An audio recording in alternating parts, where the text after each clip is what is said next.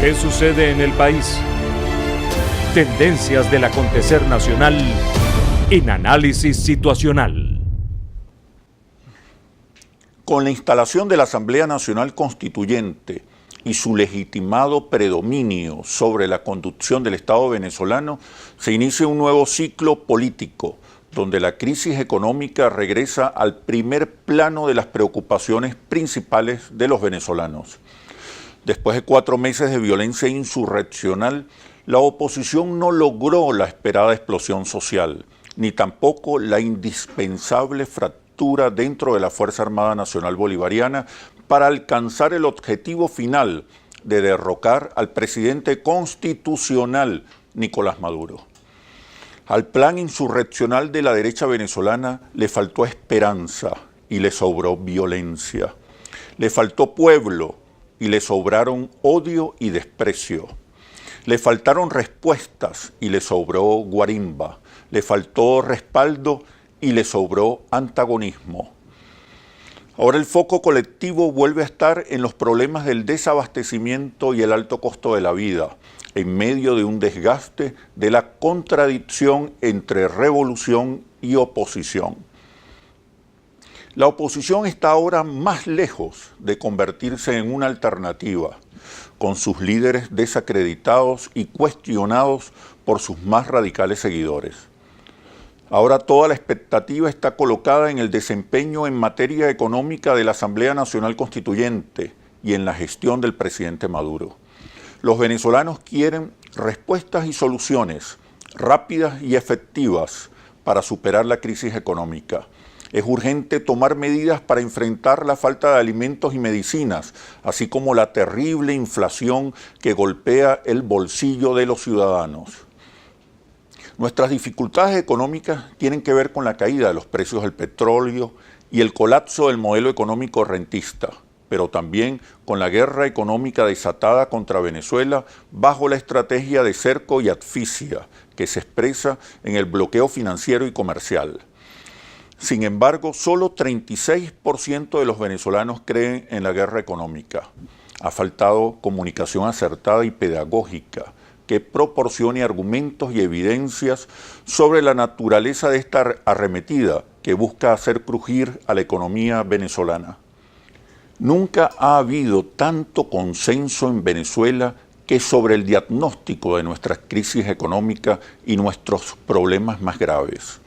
El reto está ahora en cómo nos ponemos de acuerdo para construir las soluciones, sobre las que ya se ha avanzado con la Agenda Económica Bolivariana, los 15 motores y el plan de acción propuesto por UNASUR para estabilizar nuestra economía, entre otras respuestas.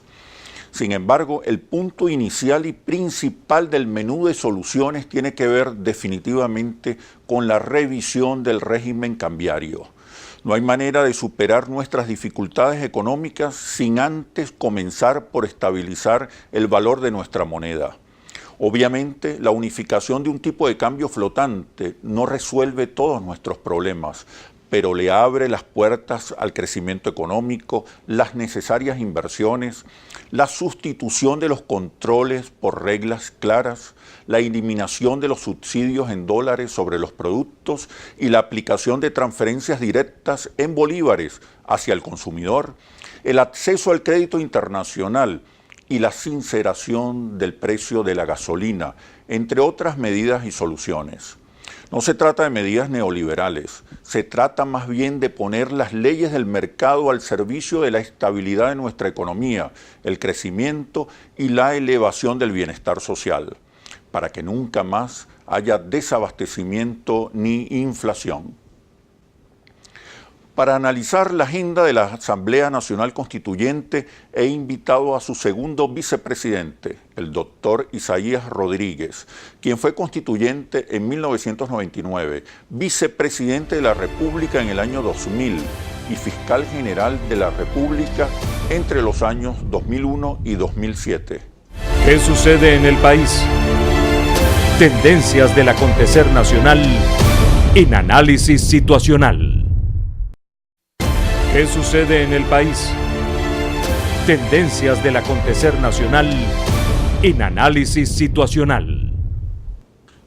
Bienvenido, Isaías. ¿Cómo estás? Muy bien, gracias, Chemel, por la invitación. Gracias a ti. Hay una amenaza de intervención por parte de los Estados Unidos contra Venezuela. Algunos sectores han desestimado estas amenazas, pero yo creo que hay que considerarlo como un escenario probable. ¿Cómo nos preparamos para una eventual intervención militar de los Estados Unidos? Yo creo que en primer lugar hay que tratar como de ubicar la amenaza. La amenaza no surge de improntus. La amenaza es la confesión de haber fracasado en todo un conjunto de políticas que puso en práctica en Venezuela, como si se tratara de Ucrania, como si se tratara de Libia. Sí. Aquí fueron derrotadas y pareciera que lo que les queda es ya la última carta, la intervención directa. ¿Por qué fracasa el plan insurreccional? En mi opinión fracasa porque fue un diseño extraño al país, que no se acopló a la sociología y a la cultura del país. Por decirte algunos detalles, las mujeres con los senos afuera, este es un país con pudor, las urnas en la calle, este es un país que respeta a los muertos, quemar a una persona viva, eso produce en el país una sensación de terror, pero produce también una sensación de rechazo. El país no está acostumbrado a los bonzos, ni está acostumbrado a ese tipo de actividades. ¿El desconocimiento de las fortalezas del Estado? Sí, yo creo que se diseñó para Venezuela un plan similar a los que habían puesto en práctica en otras invasiones. Ucrania. Y aquí no dio ningún resultado. Sí. Incluso los escudos, esa sensación de escudos que parecía que fueran una cruzada, sí, aquellas antiguas cruzadas del siglo XIV, XV, cuando fueron a Jerusalén.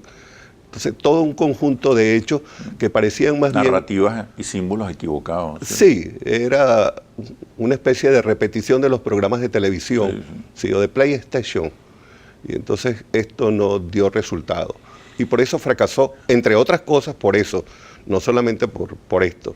¿Cómo prepararnos frente a un escenario de intervención militar directa? Yo creo que en primer lugar, lo que tenemos es que tener conciencia de que los Estados Unidos es la potencia bélica más grande del mundo en toda la historia de la humanidad. O sea, tratar de enfrentar a los Estados Unidos bélicamente no tiene sentido. El enfrentamiento tiene que ser, en primer lugar, un enfrentamiento diplomático, buscar los apoyos necesarios internacionalmente, ver los organismos internacionales que controlan estas actividades, especialmente la Organización de las Naciones Unidas, apoyarnos fundamentalmente sobre los criterios de los polos de poder que son importantes en el mundo y que pueden traer confianza, entre ellos especialmente el Vaticano. Yo creo que en este momento el estadista que tiene más respeto en el mundo es el Papa Francisco. Entonces, a través del Vaticano, a través de la posición china, que juega un papel determinante desde el punto de vista económico, y de alguna forma otros países que pueden tener, por la vía del poder bélico nuclear, cierta significación en el mundo, como Rusia, Irán, la India, etc. Emerger como actores disuasivos, ¿no? Como actores disuasivos. Yo pienso que esto no es para enfrentarlo, para poner rodilla en tierra y tomar un fusil y caerle a plomo a los Estados Unidos, ¿no? Yo creo que esto tiene que ser una disuasión diciéndoles, nosotros tenemos los más grandes yacimientos de petróleo del mundo. Es la energía de la guerra y esa no puede quedar en las manos de ustedes. Esa es una energía para la paz y debe estar perfectamente distribuida en el mundo. Eso nos obliga a tener una comunicación, pues estás colocando la amenaza y el conflicto en el terreno simbólico y comunicacional. ¿Cómo mejorar la calidad de nuestras comunicaciones, que no han sido suficientemente efectivas, sobre todo para combatir en el exterior las percepciones acerca de la realidad venezolana? No es fácil. No es fácil porque hay una campaña comunicacional que se maneja, sí, y que se maneja a través de transnacionales de la comunicación, en donde no solamente la mentira se convierte en verdad, sino que te puede prácticamente desfigurar y descomponer cualquier elemento que tenga el más mínimo sentido común, te lo pueden convertir en un horror y en una tragedia, ¿no? Recuerdo incluso la forma como entró en los Estados Unidos a Libia, con aquellas armas de destrucción masiva que nunca existieron, ¿no? Y cualquier... Irak. Sí, cualquier elemento similar. Entonces, no es fácil. Y yo creo que nosotros debemos mejorar notablemente en Venezuela la comunicación. La relación con el cuerpo diplomático es fundamental. La relación con el cuerpo diplomático. Mantenerlo informado permanentemente. Incluso yo he dicho en otras oportunidades algo que me parece que debo repetirlo. El lenguaje. El lenguaje debe ser un lenguaje que permita decir todo sin insultar a nadie. Exacto. Eso es absolutamente indispensable. El lenguaje, si lo manejas bien, tú puedes decir todo lo que tú quieras, ¿sí? Y eso no debe caer en el insulto, porque el insulto no se recoge, ¿sí? Descalifica a quien lo profiere, ¿sí? Tú hablaste recientemente de que ha surgido un nuevo sujeto social geopolítico. ¿Qué quieres decir? Mire, esta constituyente especialmente, tiene en este momento una importancia geopolítica que no la ha tenido ninguna otra institución en Venezuela, ni siquiera la constituyente anterior. La constituyente anterior tenía Chávez, y el elemento geopolítico, el sujeto geopolítico era Chávez. Hoy el sujeto geopolítico es la constituyente. No por disminuir la calidad y el liderazgo del presidente Maduro, sino porque esta constituyente, a diferencia de la otra, expresa mejor al país. La constituyente anterior era una constituyente más de partidos políticos, con mucha incorporación de los militares que acompañaban al presidente Chávez en el proyecto. Y el único sector que estaba representado era el sector indígena. En este momento es impresionante, cuando tú te reúnes y hablas con esta constituyente, la cantidad de pueblo que está expresada. Impresionante, sí. Impresionante. Además, pueblo que se sabe expresar.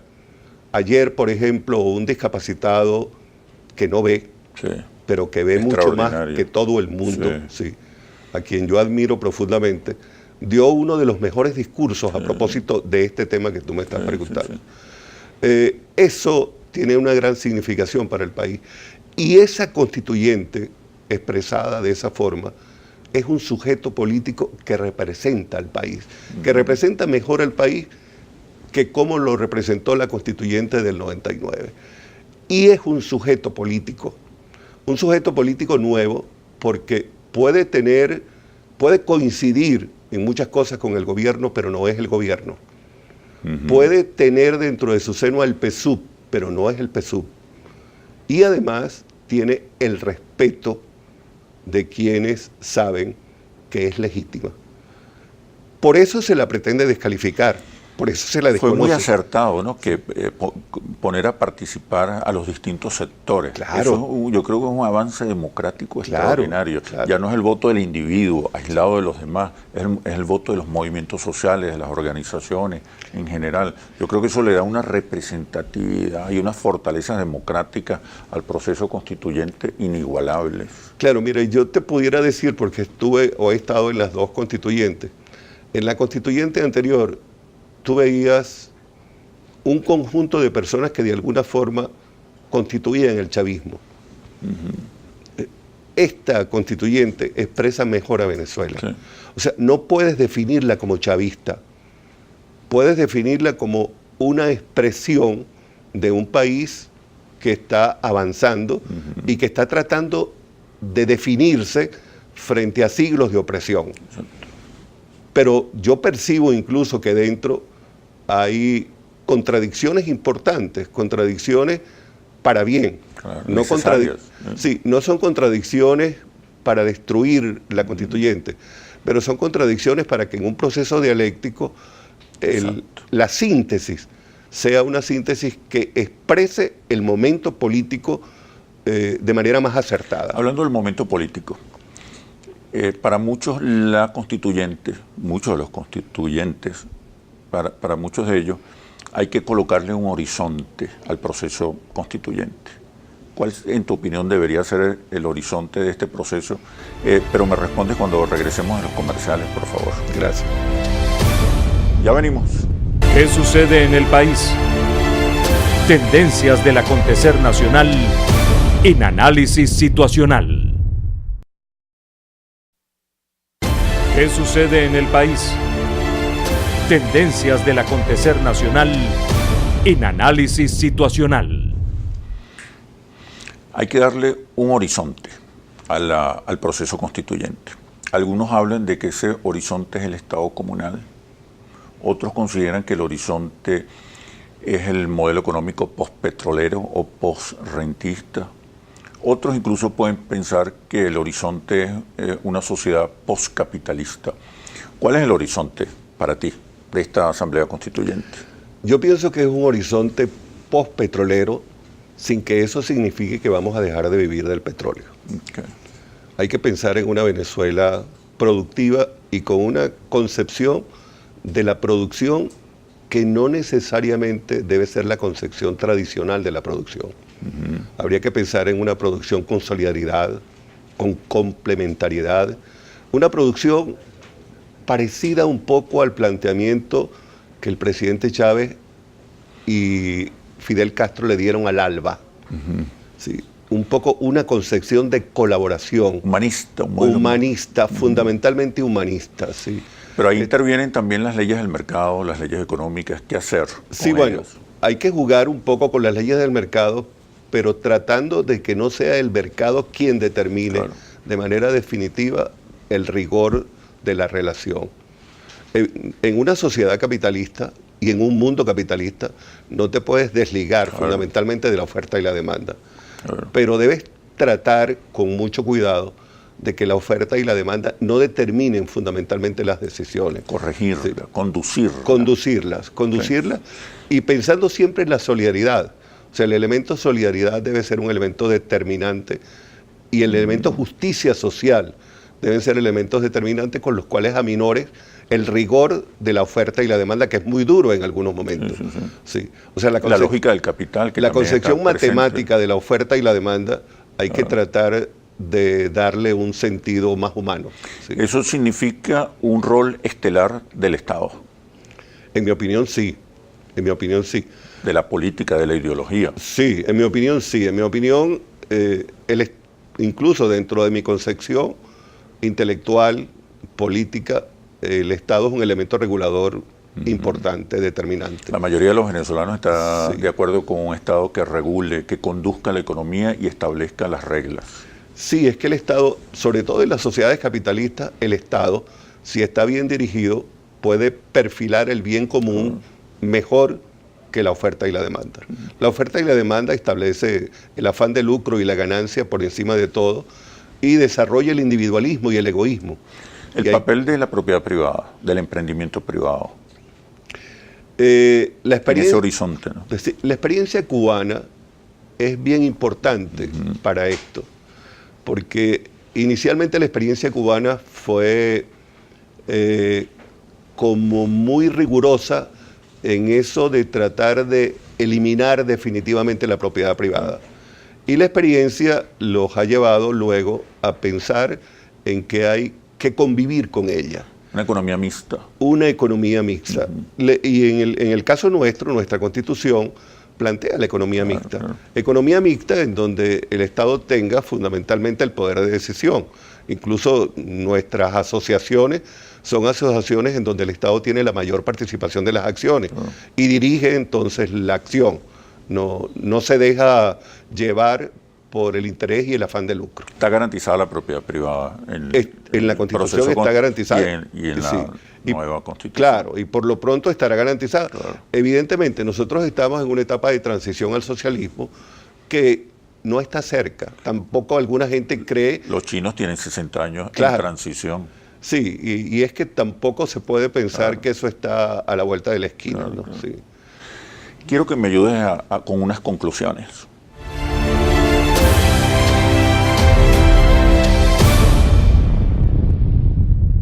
Bueno, mi primera conclusión es la esperanza.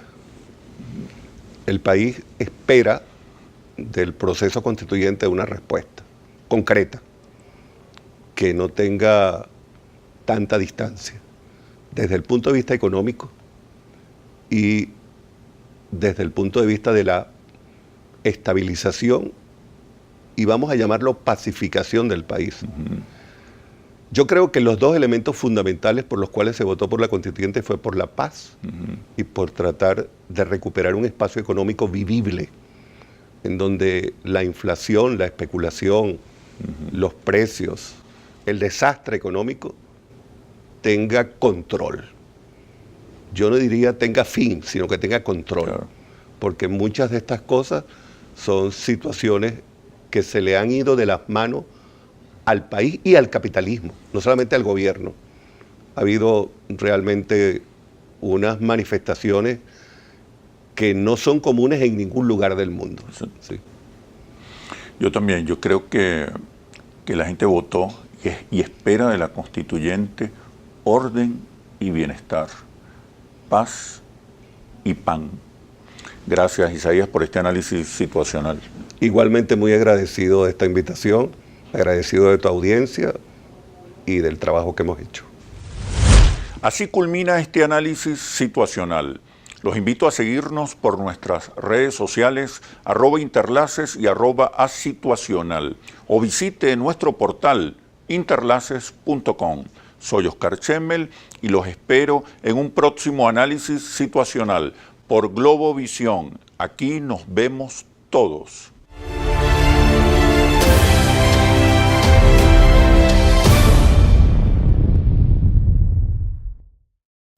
¿Qué sucede en el país? Tendencias del acontecer nacional en Análisis Situacional.